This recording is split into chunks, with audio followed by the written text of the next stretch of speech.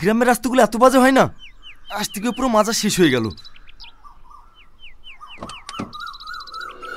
কি হলো, ফুচকা খাবে বলে বসে থাকলে যে? বাইরে এসো। হ্যাঁ আসছি।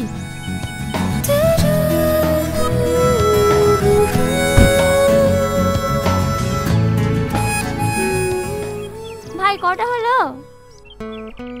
10টা। আর দেব না। ক টাকা হলো ভাই? 15 টাকা।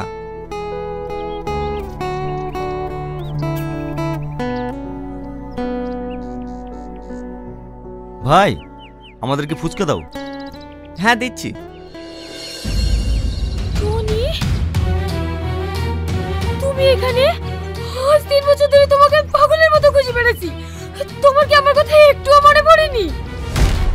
আরে আরে এ কি করছেন আপনি? আপনার কথা আমি চিনিই নি। ছাড়েন ছাড়েন বলছি, ছাড়েন। এসব তুমি কি বলছো? তুমি আমাকে চিনতে পারছো না? আমি তোমার সালমা। তুমি কেন আমার ভালোবাসা অস্বীকার করছো? সালমা? কোন সালমা? আমি সালমা বলে কাউকে চিনিনি। ছাড়েন আমাকে। সালমা, রাস্তাঘাটে কি এসব বন্ধু শুরু করেছো? আর 10 দিন বাদে তোমার সাথে আমার বিয়ে, আর তুমি কেন নাটক করতে বসেছো? চলো। না, আমি যাবো না, আমি যাবো না। আমি 3 মাসের পর টনিকে পেয়েছি, আমাকে ছাড়ো। টনি, তুমি একবার বলো আমাকে ভালোবাসো। আমি যাবো না, আমাকে ছাড়ো। টনি।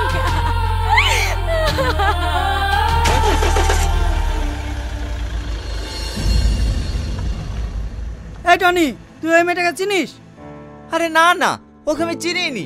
হঠাৎ করে আমাকে জড়িয়ে ধরে বলছে আমি ওকে চিনি। ইয়া কি মেনে নিয়ে যাই বল? ও তাহলে মনে হয় মেয়েটার মাথার প্রবলেম আছে। বাদ দে। হতে পারে। আমাদেরকে ফুচকা দেন ভাই। হ্যাঁ হ্যাঁ দিচ্ছি।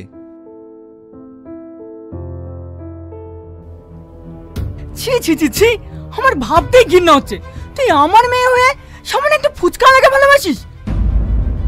আঙ্কেল, শুধু তাই নয়, ওই ফুচকালার সঙ্গে যা ব্যবহার করেছে না, আমার ভাবতেই ঘৃণা লাগছে। ওখান থেকে তো আসতে চাইছিল না, আমি জোর করে নিয়ে এসেছি। সালমা, সামাদ কি বলছে? কথার উত্তর দাও। আমি ভুল কিছু তো করিনি, ওকে আমি ভালোবাসি, ওকে বিয়ে করতে চাই। বিয়েটাকে হাতের মোয়া ভাবছো নাকি? তুমি যাকে বলবে তার সঙ্গে তোমার বিয়ে দিয়ে দেবো। সামাদ, তোমার আব্বাকে খবর দাও, আমি 1 সপ্তাহের মধ্যে তোমার সঙ্গে বিয়ে দিতে চাই। না আব্বা, আমি ওই সামাদকে বিয়ে করতে পারবো না। ও, তুমি সামাদকে বিয়ে না করে ওই ফুচকালাকে বিয়ে করবা? এটা আমার ফাইনাল ডিসিশন। তোমাকে ওই সামাদকে বিয়ে করতে হবে, আন্ডারস্ট্যান্ড?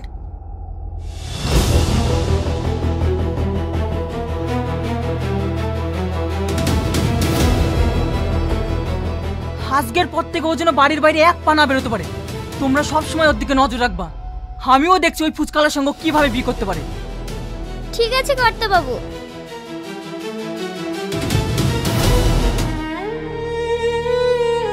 দিদি খাবার নিয়ে এসছে, খেয়ে নাও। আমি খাবো না, খাবার নিয়ে যা। আজ 2 দিন হয়ে গেল তুমি কিছু খাওনি। এভাবে চলতে থাকলে তো তুমি অসুস্থ হয়ে যাবা। ও অসুস্থ, আমি মরতে চাই। থেকে দেখি সত্য। মন খারাপ করো না দিদি, সব ঠিক হয়ে যাবে।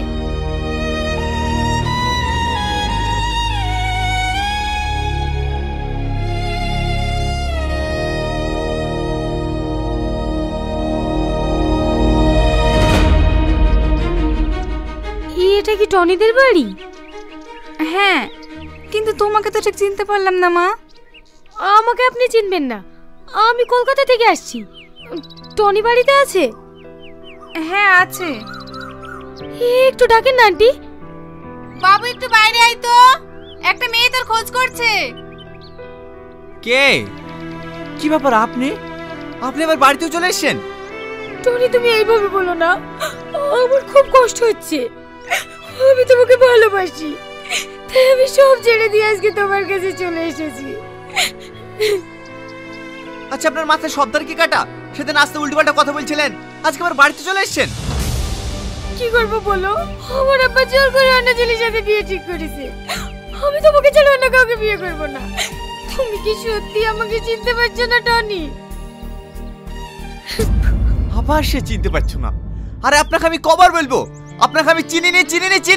আপনি কেন বুঝতে চাইছেন না? তুমি একবার বোঝার চেষ্টা করো। তোমার জীবনে যদি অন্য কোনো মেয়ে এসে থাকে, আমাকে তুমি বলো, আমি চলে যাব। কিন্তু তুমি আমার ভালোবাসা অস্বীকার করো না প্লিজ। তোমাকে না পেলে আমি বাঁচবো না। দেখো মা, আমার ছেলে যখন তোমাকে চিনতে পারছে না, তুমি আর জোর করো না। ঘরের মেয়ে ঘরে ফিরে যাও, না হলে তোমার বাবা মা চিন্তা করবে। না না, আমি বাড়ি যাবো না। আমি বাড়ি গেলে আমার আব্বু জোর করে অন্য ছেলের সাথে বিয়ে দিয়ে দেবে।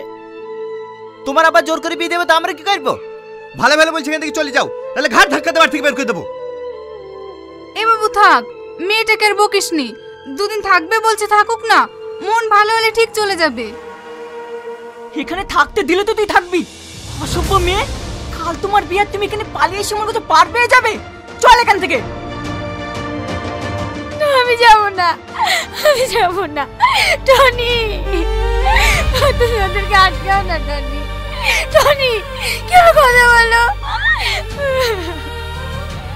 টনি, তুমি আমাকে সত্যিই চিনতে পারছো না? সত্যি আমার ভালোবাসা বুঝতে পারছো না? ঠিক আছে, আমি চলে যাচ্ছি, কিন্তু তোমাকে একদিন আমার ভালোবাসার জন্য পৌঁছতে হবে, পৌঁছতেই হবে।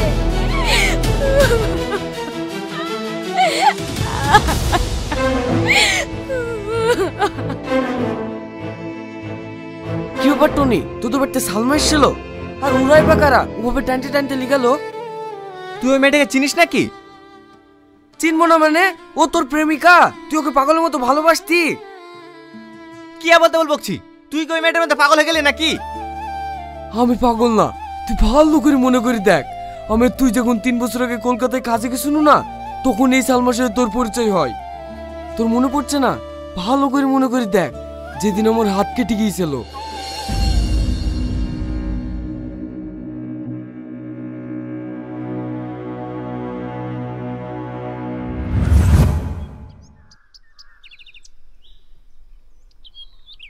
বাড়িতে কেউ আসেন?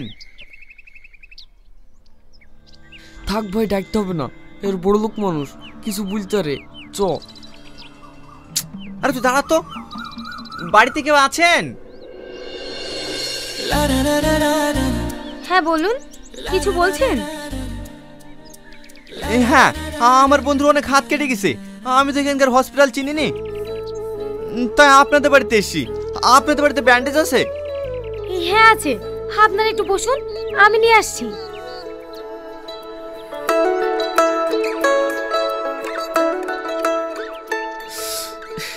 খুব জ্বলছে ভাই। ব্যান্ডেজ করলে সব ঠিক হয়ে যাবে, একটু সহ্য কর।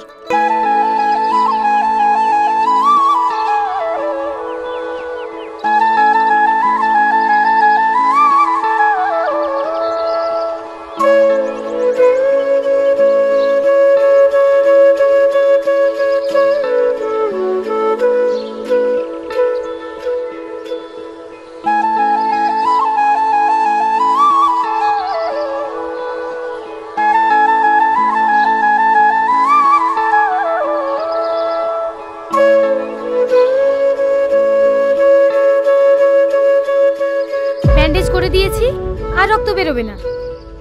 আপনি খুব ভালো। এই এত বড় লোক ঘরের মেয়ে হয়েও আপনার মনে কোনো অহংকার নাই। আপনিও অনেক ভালো। আপনাকে দেখেই বোঝা যাচ্ছিল যে আপনি আপনার বন্ধুর জন্য কতটা কষ্ট পাচ্ছিলেন। বাড়িতে তো আর কাউকে দেখতে পাচ্ছি না। আপনি কি একা থাকেন? না না, আমি একা থাকি না, আমার আব্বু মাও থাকে। আসলে ওরা দুজন জব করে তো, রাতের বেলা ফিরবে। ও, বলছিলাম যে এখন যাই। এই চ। দাঁড়ান, এই মলমটা নিয়ে যান, ব্যান্ডেজটা খুলে লাগিয়ে দেবেন। তাহলে আসি। হ্যাঁ। কি মায়া লাগে তোকে দেখে আজ, ভালোবাসা নাকি ভালো লাগারি কোলাজ, তুই হবে শালা একটা অজানে বাড়িতে ব্যান্ডেজ চেতে গিয়ে তুই পাত পেতে বসে পড়েছিলি। আমি যে নাটক তুই থালতে তুই আসতি কিনি? তোর ব্যাপারটা কি রে? সেরকম কিছু না ভাই, মেয়েটার ব্যবহার এত সুন্দর না, মেয়েটাকে আমার খুব ভালো লেগে গেছে। কি বললি? ভালো লেগেছে? এই কথা যদি তোর বাপ জানতে পারে না, তাহলে আমাদেরকে পোস্টমর্টম করে এই ব্যান্ডের জড়িয়ে বাড়ি পাঠিয়ে দেবে। চ বিল্ডিং এ চ।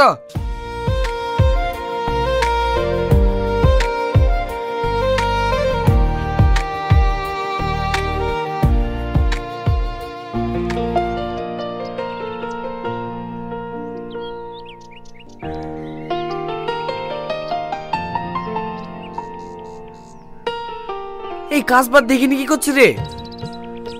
ই শালা এ করছে কেন রে? ইয়া ছাড়া কোনো উপায় নাই ভাই, কালকে থেকে ওকে দেখতে পাইনি, মনটা খুব আনচান আনচান করছে, তাই ভাবছি ওনারা দিতে যাব আর ওকে দেখে আসবো। তুই যা লাগিসি মনে হয় সত্যি সত্যি আমাদেরকে প্যাকেট করে বাড়ি পাঠাবে। আরে কিচ্ছু হবে না, তুই যা তো। আর যদি কেউ জিজ্ঞাসা করে টনি কোথায় গেছে, বলবি বাথরুমে গেছে। যেমন তাই করগা, ঠেলায় পড়লে বুঝতে পারবি।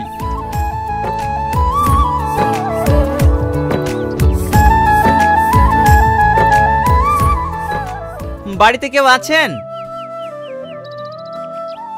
কি ব্যাপার, আজকে আবার কার কি হলো?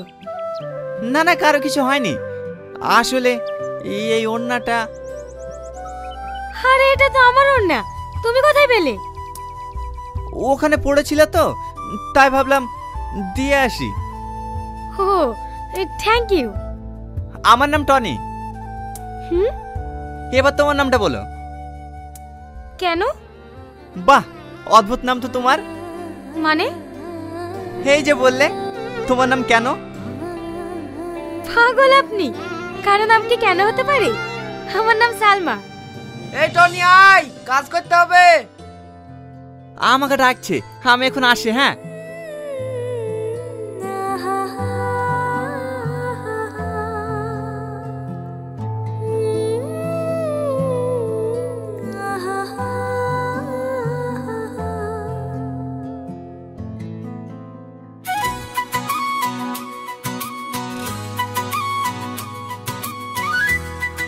টনি, টনি,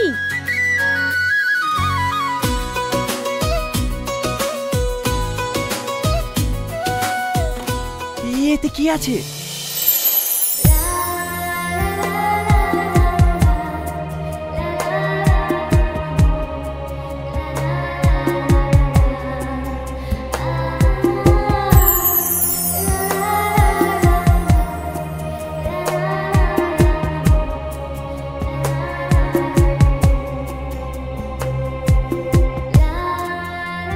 কিরে বসে বসে কি খাসি? খাস তো বস।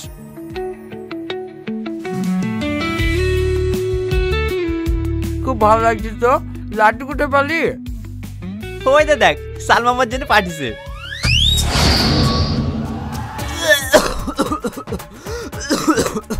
শালা বলছি কি রে? কিরে তোর আবার কি হইলো? জেনে শুনিয়ে বিষ খাবো না। ওরা আবার জানতে না আমাদের লাড়ু বের করে দেবে।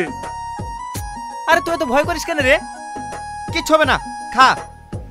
তোর সালমা পাঠিয়েছে, তুই খা, আমি খাবো না।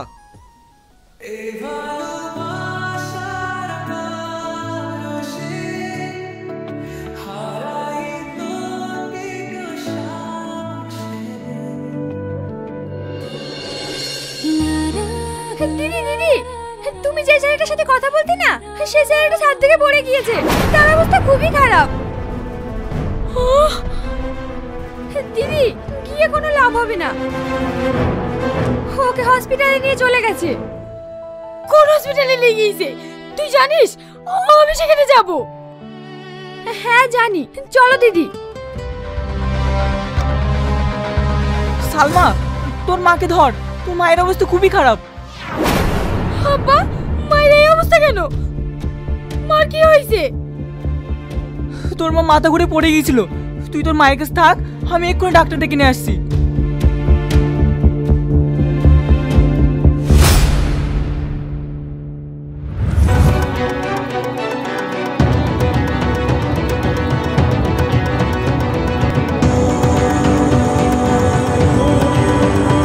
বাবু, বাবু, হে বাবু, কি হলো তোর? কথা বল।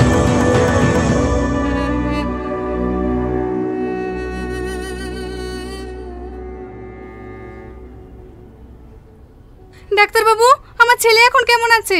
আপনার ছেলে এখন সুস্থ আছে। ওনার পুরানো স্মৃতিশক্তি ফিরে পেয়েছে, তাই ওনাকে ইনজেকশন দেওয়া হয়েছে।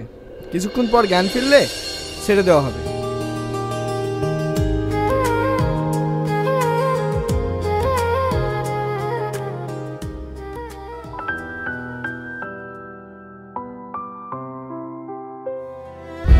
সালমা,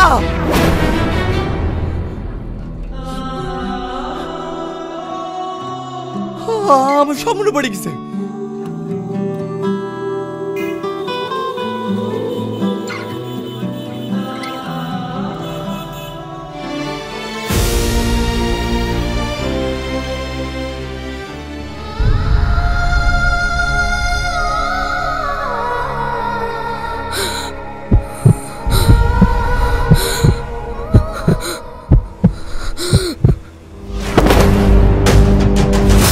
সালমা, সালমা, দিদি, দিদি, সালমা, দিদি, বাবু, দিদি মনে হয় বিষ খেয়েছে।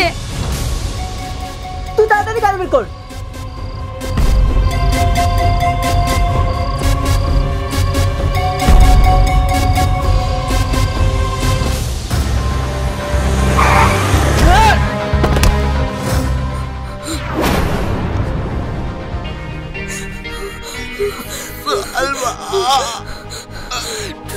টনি,